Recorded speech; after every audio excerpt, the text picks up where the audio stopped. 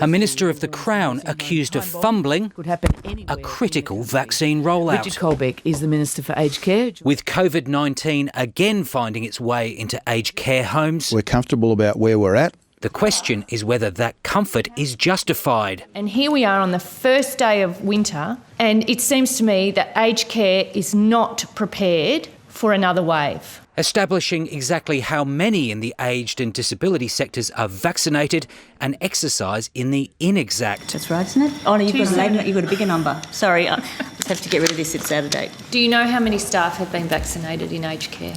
The answer, no. While about 9% of that workforce has been fully vaccinated on the job, an unknown number have received shots from their GPs or vaccine clinics. This information to now be collected by aged care providers alongside flu vaccinations. You don't know? Well, we don't have that data. Nor is the data already public necessarily reliable. The Health Minister forced to correct the record after wrongly claiming only 6 aged care homes were still awaiting their first vaccine when it's 20. I did make an error yesterday, my mistake, my apologies, nobody else's fault but mine. Vaccination rates dismal for those in residential disability care, just 335 people out of 22,000 fully vaccinated.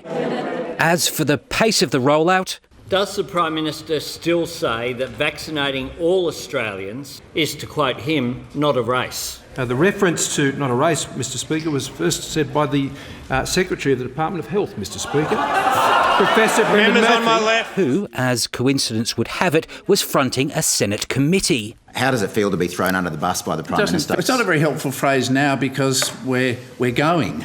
We're in action, we're fired up. Of course we're in a race to vaccinate, even if the Prime Minister won't admit it.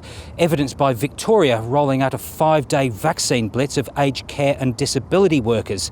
The next step should be to make it mandatory for all those who work with vulnerable people to get a COVID jab. Andrew Probyn, ABC News, Canberra.